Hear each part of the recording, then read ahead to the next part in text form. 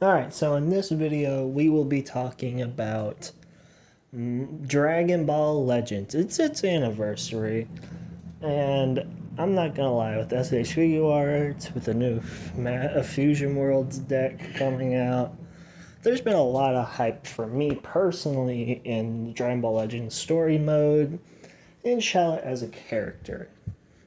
I'm not gonna lie, I've always liked Shallot. Down to his voice actor being a very nostalgic YouTuber for me. Kagi Films, I used to watch him a lot as a child. But also, he's just cool. Like, can we be real here? He's just a cool character. He's a very interesting protagonist. And I'll get into that a little more as I'm going to do this by chapter, starting with chapter 1, which, pretty much all the Saiyan Saga stuff, ending with his first fight with this the Saiyan in red or whatever. If you never played Legends story mode, you should. I'd actually say it is. If you don't like gacha games, but you like a good Dragon Ball What If story, Legends is amazing. The gameplay might not be your cup of tea, but the story mode is worth looking into. If you're not actually wanting to watch it, at least I would say watch the story mode on YouTube. If you're not trying to play it, which I get. If it's not your kind of game, I didn't like Kakarot, which is weird. I know a lot of people are gonna judge me for that, but I like to see a Goku and Boo's Fury. So I really thought I'd like Kakarot, but they're just not similar. They're both RPGs, but I just don't like the way Kakarot plays. But yeah. Oh yeah, and another thing I want to address before we get into the meat and potatoes of this video. I have not uploaded in a while, and I haven't uploaded a lot of the content I wanted to. This is mainly due to the fact that I'm in college, and being consistent was kind of hard with my college classes. So during this summer break, I'm going to try to get a lot of content out. And also, a lot of my content was samey. I uploaded 2 videos about action figures and 1 video about a board game I liked. That's not going to be the whole channel, though. I do still plan to cover stuff like that in the future, but this channel isn't a toy channel or something like that. It's not meant to be just action figure reviews or looking at board games. Those are just 2 of my hobbies that I do plan on looking at a lot on the channel. But I plan on doing gameplay. I planned on doing videos like this where I just sit down and talk about something I like. And I think this is the perfect place to start. Because it is Legends anniversary, Shallot is one of my favorite Dragon Ball characters. He's definitely my favorite Dragon Ball video game character. Although, it's not stiff competition there, I will admit. But I was about to say, there are some competition. Android 21's pretty cool. But let's get into it. So, Shallot as a character, I've always found more interesting than the CACs from Xenoverse, and even from what's it? Oh, shit. I forgot the name. Hold up. Ultimate Tenkaichi. I love the CAC and Ultimate Tenkaichi though. He's always been more interesting because he feels like an actual character. And yes, you're supposed to be able to put yourself into the role of the CAC and Xenoverse, but well, that's just not how they did it. Your CAC is more of a silent hero type than a actual character, and you don't actually have any input on the games whatsoever. You don't choose any dialogue, for instance. So they've never appealed to me in the same way as the main cast, or in this instance, Shallot. Shallot kind of takes the role of what your CAC would in this story. And I think he's actually a pretty good role. He's a pretty good fit for that role. Anyway. He's like a regular. So, he's a Saiyan. He's a... Not like Goku. He is a lot more like a standard Saiyan. But he's not quite evil either. He is really unique. He brings a unique flair. Like, he has a lot more Saiyan instinct than Goku does, for example. And a lot more Saiyan pride than I'd say Goku does, in the traditional sense.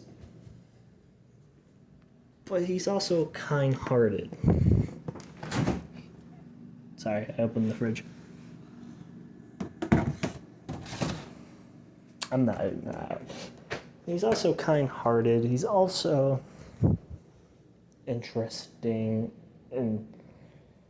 but not interesting. He's kind-hearted. He is a good person. He's not evil like Vegeta, Nappa, and Raditz. Despite being a more primitive classic Saiyan. Now, we'll get into more of Shallot's character through this, but his character does change. In this first chapter, he's a lot more rough around the edges. He's a lot more rude and general to other characters in this chapter. But even towards the end of this chapter, you kind of see a change in his character a bit, where he becomes a lot nicer with other characters. But for the most part, yeah, he feels like a classic Saiyan. This chapter actually starts off in a pretty cool way. You start off as Goku versus Broly. This bit you can't replay, by the way.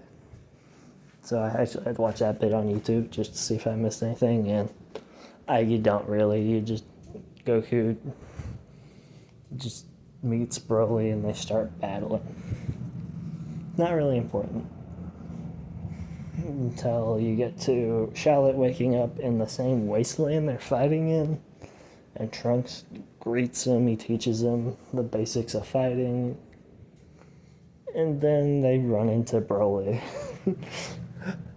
and Goku. This is just a weird place to start because I'm going to talk about power scaling a bit because I love to talk about power scaling.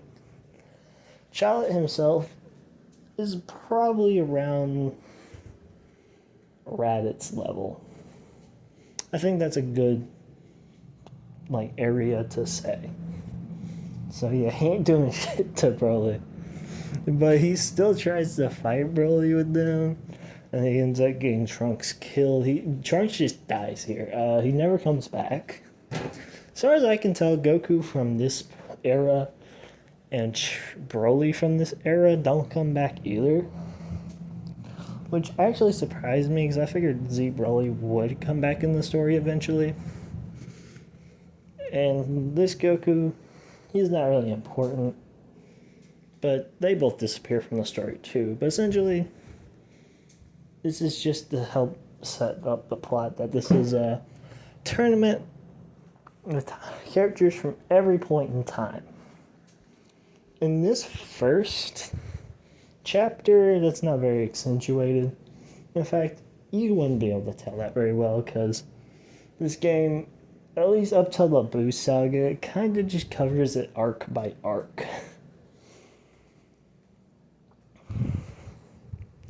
But even the Boo Saga is way different than... All these arcs are way different than they were in the series. We're going to mainly focus on this arc, which is kind of the Saiyan arc in its own weird way. But essentially, Shallot has to run away. Goku kind of tells him off. Yeah, and he runs into Yamcha and Krillin. Doesn't really matter. They just tell him to head to the city. He meets Bulma and Jocko. And him and Jocko and Bulma kind of become a party here. They're kind of like the main group of the story. Kind of like in GT with Goku, Pan, and Trunks. They're this scams trio.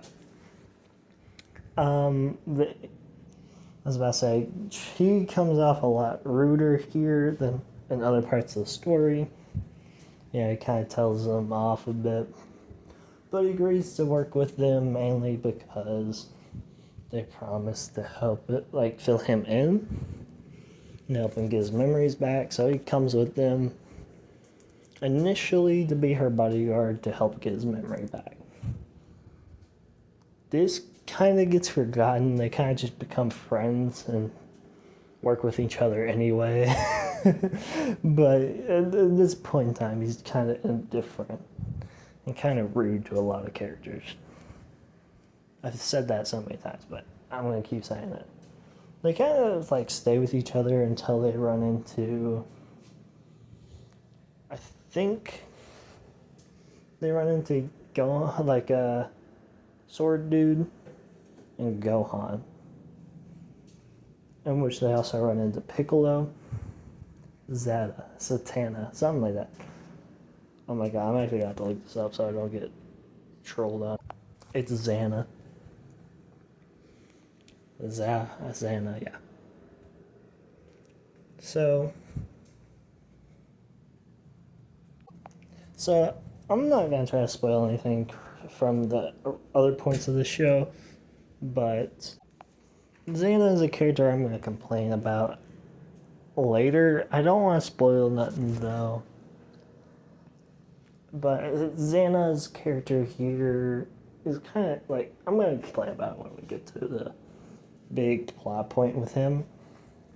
But essentially, Xana here is kind of like this game's Piccolo or Hit-esque character. Not that those two characters are the same anyway, but I'm just saying he's a serious character with crazy abilities. You know, he's kind of like the tactician character. He's a serious character, and he's kind of, in this chapter anyway, he's not really,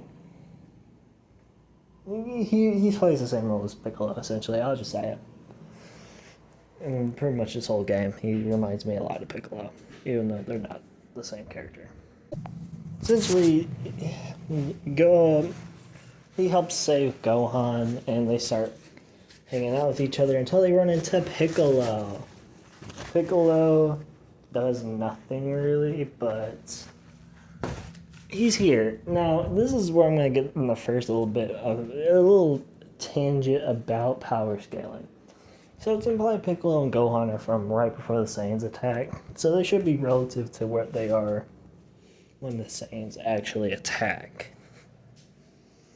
So keep that in mind when Raditz comes out of the blue and they all have to team up to defeat Raditz, except they lose. Pretty bad too. Like, they do some damage to Raditz, but they end up having to run away, and Piccolo pretty much does what he does in the Saiyan Saga. Nearly, he gives his life for Gohan. He does survive it this time though.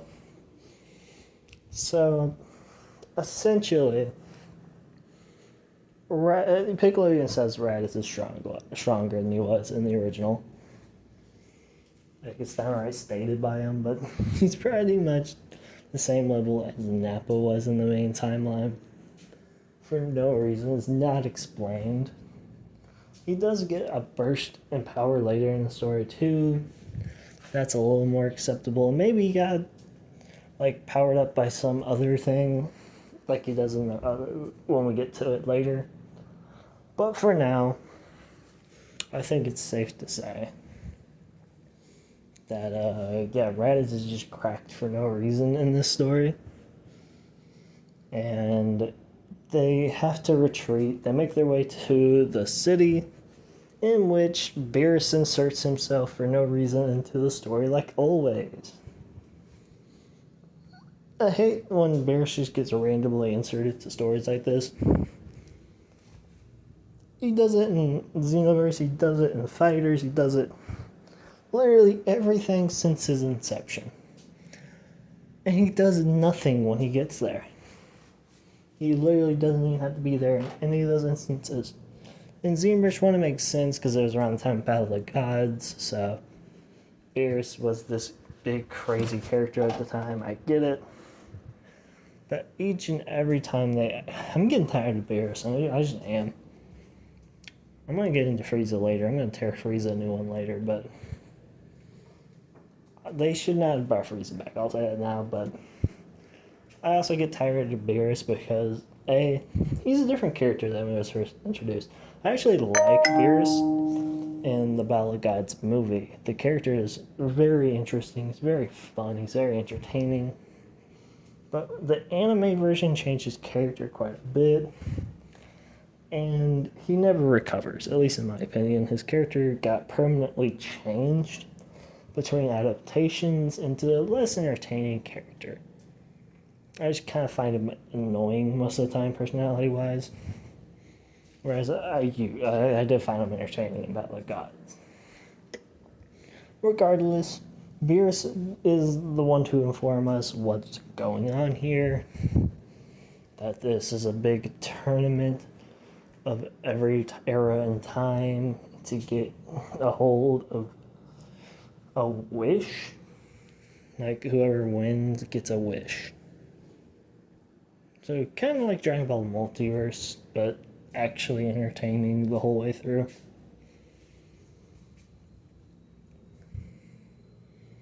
I'm not gonna make a video on Dragon Ball Multiverse, but I will say it goes downhill quick for me. It has some cool moments, but it does not hold up in my opinion.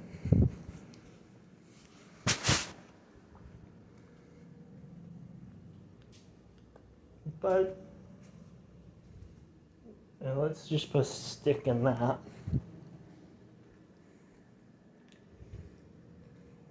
I never come back because I'm not making a Dragon Ball Multiverse video. You'd have to kill me before I come back to that.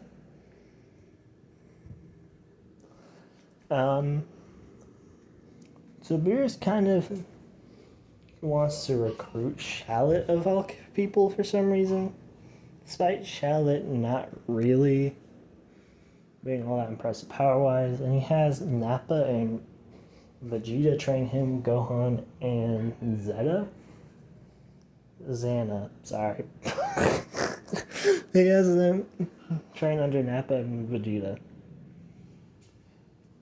who I assume have to be stronger as well because, or at least Nappa does, theoretically, because, yeah, he's definitely implied to be stronger than Raditz. Here. That makes sense. Nappa and Vegeta aren't really too notable here yet.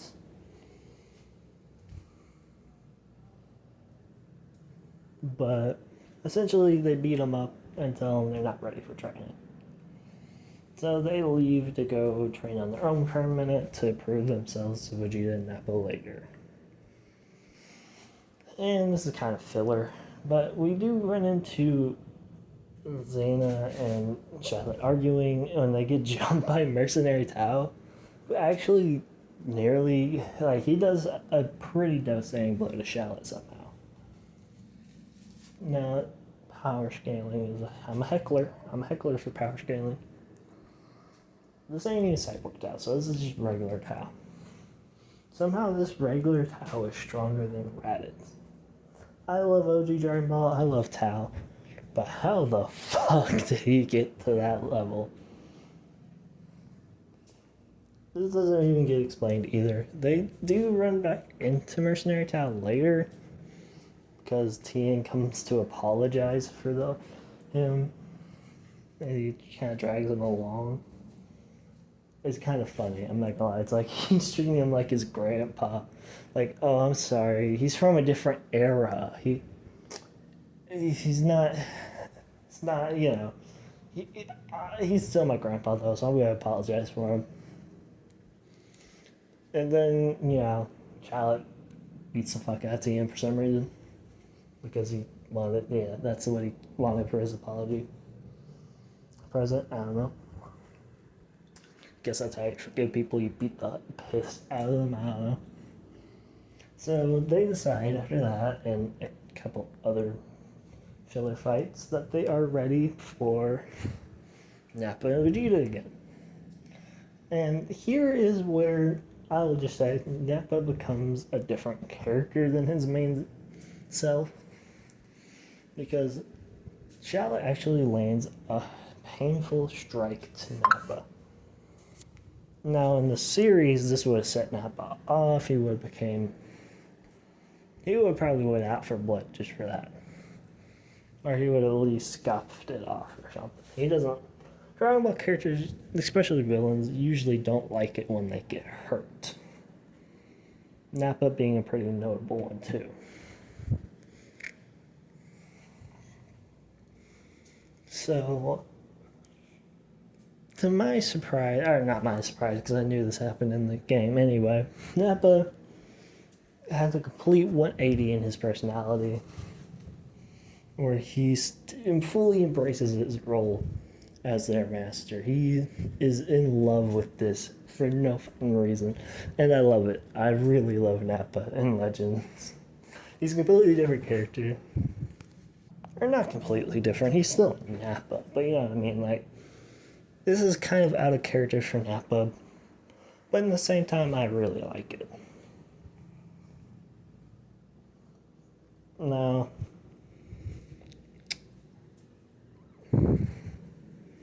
Nappa starts to train them, and they,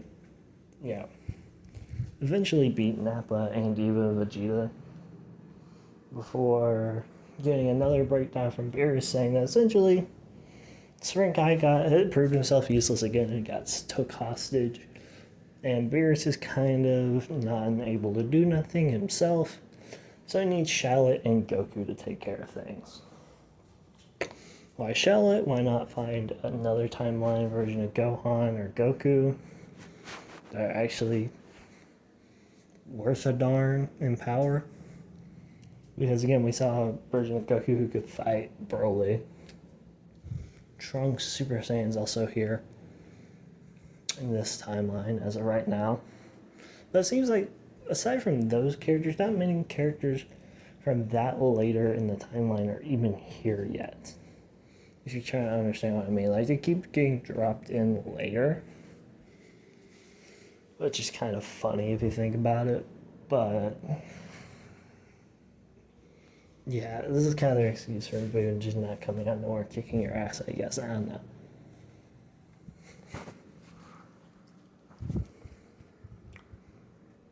And the point is, there's not that many notable characters right this second.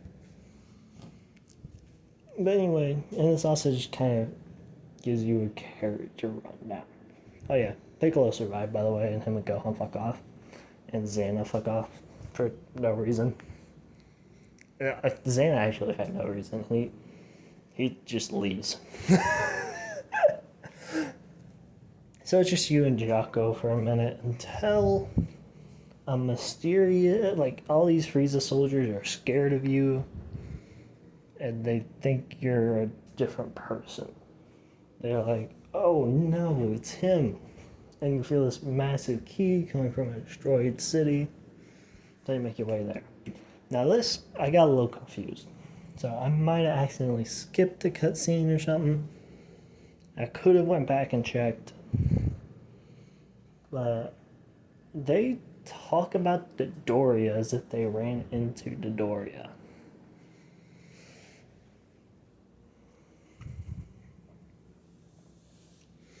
So that confused me, and later they run into Doria here.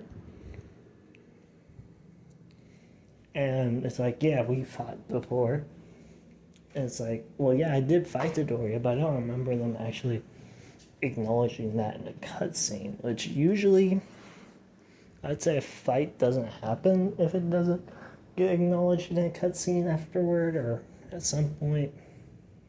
But I guess this fight did happen. Maybe, again, I accidentally skipped it. My fat fingers. It's not really all that important anyway. It is worth mentioning, though, that Vegeta and Nappa probably higher than Saiyan Saga because of the fact that, yeah, like, Shallot literally just came out of a fight with him and was unable to beat him to get by himself.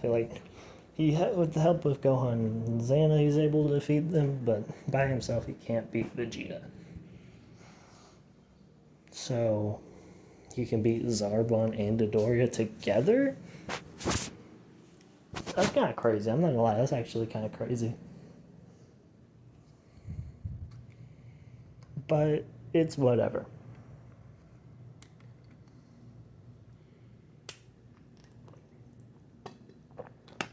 Because that's when we run into the Red Saiyan. And I'm not gonna lie, I'm a big fan of this guy. I'm not gonna name drop him yet. We'll get there when we get there. Hold them panties, okay? And he's pretty much looks exactly like Shallot, and he's like, oh, I want to kill you because you're weak, and I hate weak. The defeated deserve to die. You useless son of a bitch. He's coming at you hard. He's coming at you heavy. Oh yeah, I forgot to mention this, but I'm going to mention it, because Goku arrives and he saves you because you got your ass stomped. Like, he used you like a fucking doormat, bro.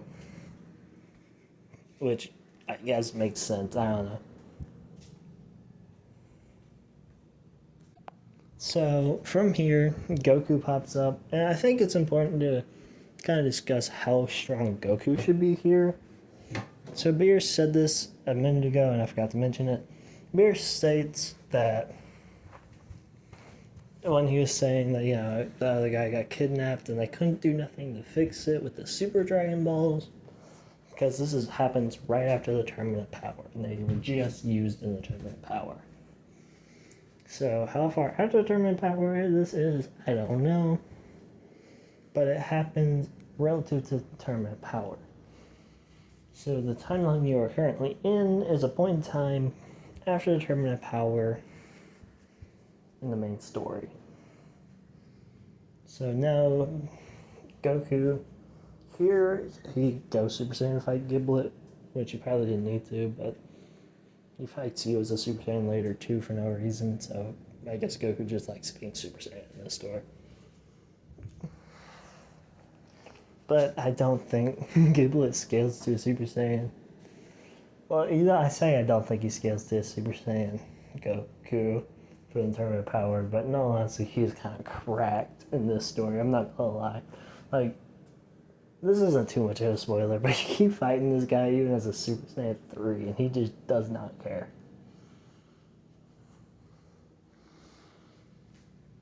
Like, so power-wise, maybe he is, but I think this is probably overkill on Goku's part. So so he, like, the Masked Saiyan, so the Saiyan in red decides that he can't beat Goku, and he calls you, I hate you, the blood of the defeated and the blood of the disgraced, I think he calls Goku, before leaving. And of course, this ends with a fight between Goku and Shallot to gauge Shallot's power, and because Goku wants to, and compares Ki to Giblets, because apparently they look the exact same. And right here, pretty much Goku says, oh, the keys are very similar, but there's something off about the Masked Red Saiyan. I keep wanting to call him the Masked Saiyan. I guess there's nothing wrong with that, but he's called the Saiyan in Red, or the Red Saiyan. So there's nothing wrong, or there's something off about the Red Saiyan. I keep kind of trying to call him by his real name too, but I don't want to spoil nothing, you know?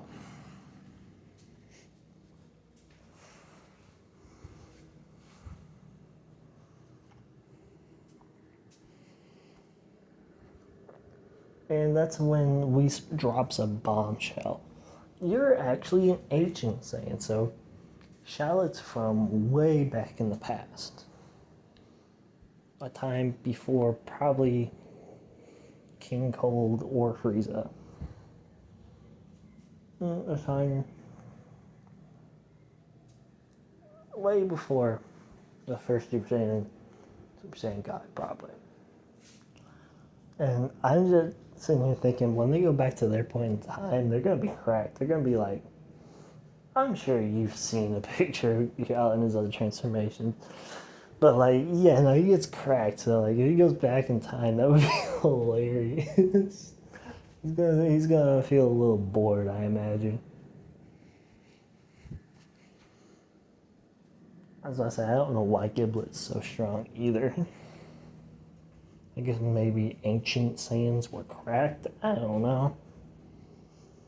But yeah, that kind of concludes the story for Arc 1. It's kind of just, oh, did we cover? You know what? We skipped the Raditz stuff. I'm just gonna edit it to where this is not the end of the video, and just put it where it goes. So they go back and fight Raditz after they're training with Vegeta and Nappa. And Raditz is, well, easily defeated. Because, you know, they got that boost, that training boost from Nappa and Vegeta. They're kind of Vegeta tier right now. But he does get a noticeable Dark Ki amp, which is kind of cool. But it's unexplained at this point in the story, and he kind of gets defeated either way. But I will mention that Raditz, he like after everybody. He wants to kill Vegeta, he wants to kill Nappa. Like, nobody is safe from this Raditz, but I'm pretty sure he would die if he tried to fight Vegeta or Nappa. So I don't know if it's implied or not, but I will say these dark, like, aura characters, I thought these fights would be hard. And to be fair, I'm coming back on an already existing save file, and Shallot's already, like, max level. But I honestly thought the Giblet fight... But I honestly thought that they're saying the red fight and this fight would be hard.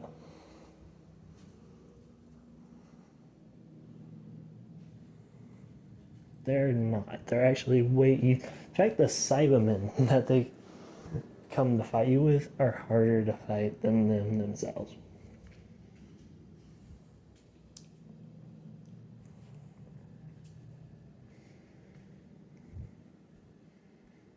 Okay, but yeah, that wraps this video up. Again, I'll probably make a part 2 to this video covering the next chapter. I've never actually full-blown beat the Legend story mode. I did come back to play this part of the story mode. When I was looking at the wiki, I saw there were way more parts of the story mode, though. This video is 30 minutes long. This is a pretty quick summary, though. And I was just talking about it. I wasn't even, like, going in depth or anything. Shoot, I'll go more in depth on the other ones, but this chapter shouldn't have as much to go in depth into yet, because there's not really enough to say yet. I will say I'm gonna rant when we get to a certain reveal or two later. But yeah, in this video, we're kind of just giving a rundown of this chapter, because there's nothing noteworthy in chapter 1 too much. It'll definitely get you invested, at least got me invested. And I will say, I already said it, I like Shallot. He's a cool... But yeah, I'll see y'all later. This was pretty good video. I was really just hyped for the SH figure arts and the Fusion World content we're getting from this. The 7th anniversary, I just like Shallot. He's a cool character. I just wanted to talk about him. And I didn't really talk about him here much yet. Because again, he hasn't done much noteworthy of yet. Or his character you know, hasn't got to shine too much yet. I mean, he's cool though. He's still a very interesting character in this arc. I just think later down the line he has more noteworthy things to talk about. Yeah, we'll actually talk more about his character later. For this video though, I think that will conclude here. I'll come back. Probably next video won't be Legends. If it is, whoops. All let's say Legends. But the next video will probably be something else. So, see you, chump.